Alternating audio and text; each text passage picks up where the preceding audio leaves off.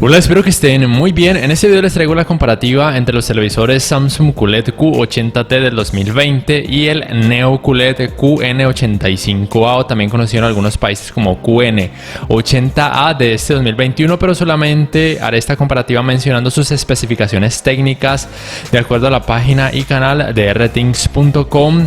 Y también al final daré mis opiniones personales acerca de cuál de estos les conviene más, pero de una vez les adelanto que por temas de relación calidad-precio, el Q80T me sigue pareciendo una mejor opción en muchísimos aspectos.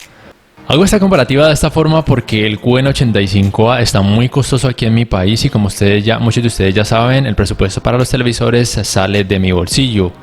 El que están viendo en pantalla es el Q80T, al cual le hice la revisión hace unos meses atrás. Es de 65 pulgadas, pero si hago por ejemplo la comparativa en cuanto a precios, el de 55 pulgadas está más o menos en un precio de $1000, mientras que el QN85A está en un precio de más o menos $1460. Entonces, en términos de relación calidad-precio, el Q80T sigue siendo una mejor opción.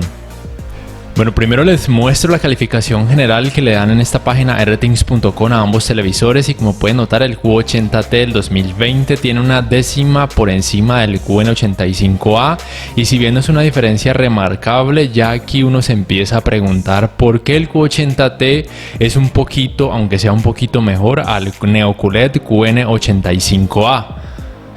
Lo otro muy importante tener en cuenta que el Neo QLED QN85A, o recuerden conocido en otros países como QN80A, tiene paneles ADS, o también, bueno, recuerden que el ADS es un tipo de panel IPS en los tamaños de 55, 65 y 75 pulgadas. El que analizan en rthings.com es el de 55 pulgadas, y que el de 85 pulgadas tiene panel VA, al igual que el Q80T. El Q80T en todos sus tamaños, hasta donde he podido averiguar, tiene panel VA. Bueno, en temas de diseño, el QN85A Neo QLED tiene una ventaja, y es que es más delgado, tiene 2,7 centímetros de grosor, lo cual le da un toque más premium o más de elegancia, y su base central es más ancha y no es tan profunda como la del Q80T. El Q80T, por otro lado, tiene 5,6 centímetros de grosor, que igual me sigue pareciendo un grosor muy bueno, muy decente, muy aceptable para este año, y su base central es muy similar en ambos televisores. Y en ambos televisores, Q80T y QN85A, los bordes tienen un grosor de 0,9 centímetros, incluyendo ese marco negro que está por debajo de la pantalla. Me parece que son bordes muy delgados. Vamos ahora con la comparativa en cuanto a calidad gráfica, empezando por el tema de la uniformidad de los colores negros, el tema del contraste, los problemas de clouding y blooming. En temas de relación de contraste nativa, el Q80T tiene 3042:1 y con el local dimming de 4225:1. El QN85A, recuerden que tiene panel ADS, que es una especie o tiene un comportamiento muy similar al IPS, tiene 1373:1 de relación de contraste nativa. Y con el local dimming llega a 1956:1. El que están viendo en pantalla, o los resultados que ven en pantalla, son los del Q80T con el local dimming en alto, que precisamente mejora muchísimo el tema de los colores negros. El clouding decrece considerablemente y solamente se observa un leve efecto blooming alrededor de cada uno de las formas, en este caso de los círculos de color blanco. Y estos son los resultados del Neo QLED QN85A de acuerdo a la página de rthings.com. Quizá a ustedes les sorprenderá, pero esto tiene una explicación muy obvia. La ventaja del QN85A es que tiene tecnología mini LED, que le proporciona una cantidad de zonas de atenuación o local dimming zones de 576 contra apenas 50 local dimming zones del Q80T. Entonces miren, sin activar la atenuación local o local dimming, en el Q80T el tema de los colores negros es mejor y el tema del clouding es muchísimo menor porque tiene más contraste y porque su panel es VA, mientras que recuerden el QN85A tiene panel ADS que tiene un rendimiento muy similar a los IPS. Ya entonces activando el local dimming en la uniformidad de los colores negros es un poco mejor en el QN85A gracias a la tecnología Mini LED que le permite, como ya mencioné, una cantidad muchísimo mayor de zonas de atenuación local. Entonces miren, el Q80T, a pesar de que tan solo tiene 50 zonas de atenuación local contra las 576 zonas de atenuación local del QN85A Neo QLED, el Q80T es aproximadamente $450 más económico. Entonces, si el tema de la uniformidad de los colores negros es lo que a ustedes más les interesa, yo diría que no vale la pena pagar esos $450 más por el QN85A, a pesar de que tenga la tecnología de atenuación Full Array con mini LEDs, que son simplemente LEDs muchísimo más pequeños y hay una mayor cantidad de ellos. Aquí quiero aprovechar entonces para hablar de una vez sobre los ángulos de visión de ambos televisores. Miren, como ya mencioné desde el principio, el Q80T en todos sus tamaños tiene panel VA. Los paneles VA no tienen muy buenos ángulos de visión. Sin embargo, este Q80T tiene una tecnología conocida como Ultra Viewing Angle Layer que le ayuda a mejorar un poco este aspecto, aunque la mejoría no es que sea brutal y no alcanza a ser igual a la de los IPS, incluyendo por supuesto a la del panel ADS del QN85A. Los ángulos de visión en el QN85A sí son un poco mejores porque, como ya mencioné, es un panel ADS que tiene un rendimiento muy similar a los paneles IPS.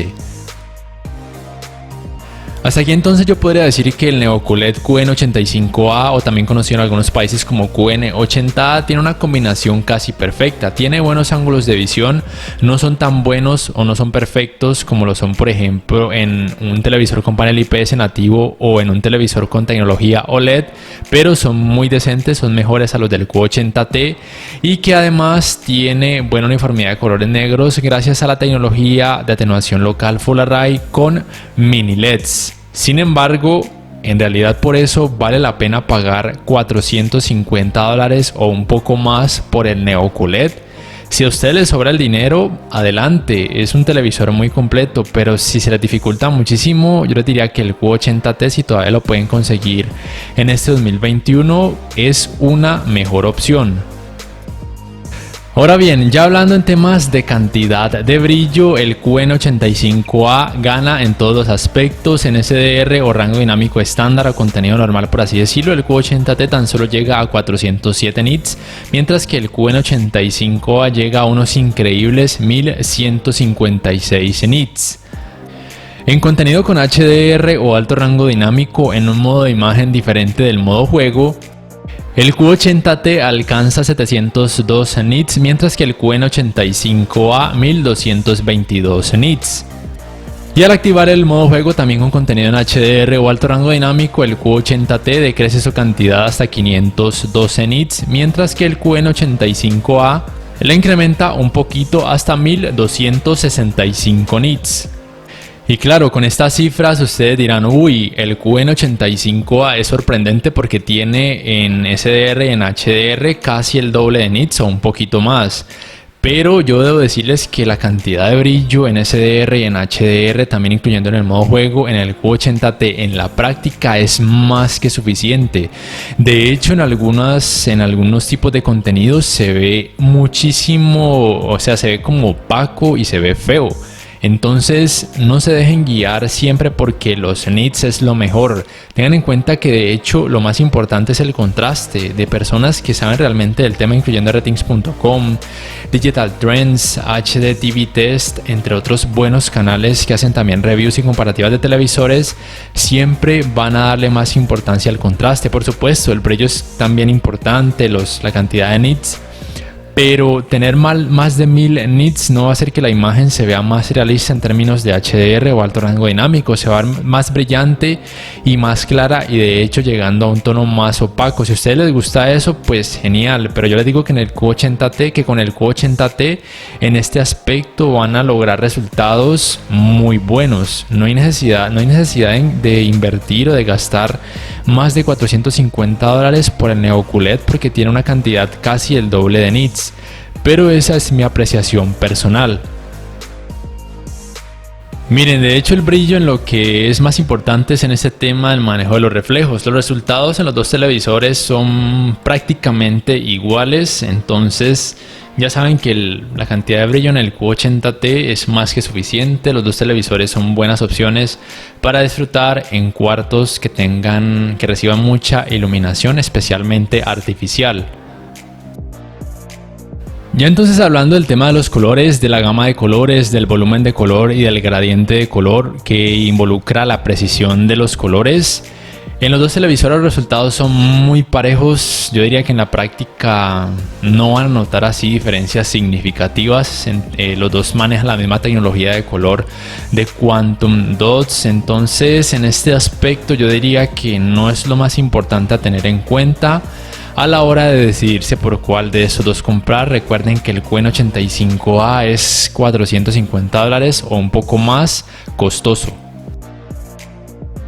En temas del manejo del movimiento, hablando del tiempo de respuesta, es un poquito mejor en el Q80T, sorprendentemente. El 80% del tiempo es de 2,8 milisegundos y el 100% del tiempo de 10,2 milisegundos. En el caso del QN85A, el 80% del tiempo es de 5,2 milisegundos y el 100% del tiempo de 10,4 milisegundos. La diferencia entre ambos no es que sea abismal, ambos tienen muy buenos tiempos de respuesta. Recuerden que entre menor sea el tiempo de respuesta es mejor, porque los píxeles van a poder cambiar mucho más rápido de un color a otro, y esto va a influir en optimizar la fluidez y el manejo del movimiento. Como digo, los dos televisores tienen muy buenos resultados en este aspecto.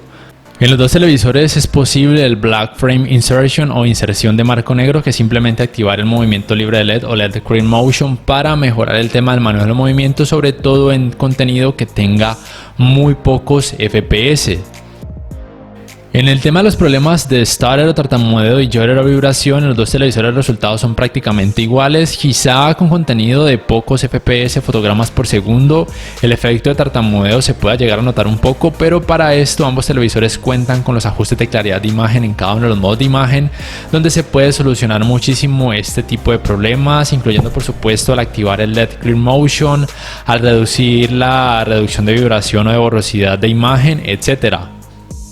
Aquí aprovecho para decir que ninguno de esos dos televisores va a sufrir de retención temporal de imagen, tampoco van a sufrir del temido quemado de píxeles. Sin embargo, tengan en cuenta, como siempre lo digo, que todos los televisores son propensos a que sus LEDs se puedan quemar, sobre todo si los conectan a una corriente que sea inestable. Si en sus países el voltaje es muy inestable, les recomiendo siempre mantener conectados sus televisores a un buen regulador de energía para evitar este tipo de problemas. Sobre todo con la tecnología mini LED, no sabemos cómo se podría comportar en este tipo de problemas eléctricos. Sin embargo, el consumo de energía en el QN85A es sorprendentemente menor, entonces quizá la tecnología mini LED, el tema del software, y a pesar de que tiene más brillo el QN85A, tiene un consumo de energía más optimizado, entonces para que lo tengan en cuenta. No es que en el Q80T sea exagerado, pero sí que es un poco mayor. Ya hablando en temas de escalado de imagen, en los dos televisores la puntuación que le dan en todo tipo de resolución son prácticamente iguales. Tengan en cuenta lo que siempre les digo en este apartado. El escalado de imagen en ningún televisor 4K, aun cuando sea el gama alta de la gama más alta de todas las gamas altas, no va a mostrar contenido en 4K nativo cuando su resolución sea baja. Estamos hablando de 720p HD, 480p o una resolución más baja. Se va a notar pixelación, no se va a ver muy bien. Ni siquiera en 1080p o Full HD los televisores van a poder mostrarlo en 4K, así que se van a ver un poco mejor. Parece que tuviera un poco más de resolución, pero no va a llegar al 4K. Con contenido de 1440p sí se alcanza a asimilar un poco al 4K, pero no va a ser nativo, pero sí se ve muchísimo mejor. Y por supuesto los dos televisores pueden reproducir contenido en 4K nativo tanto en SDR como en HDR sin problemas.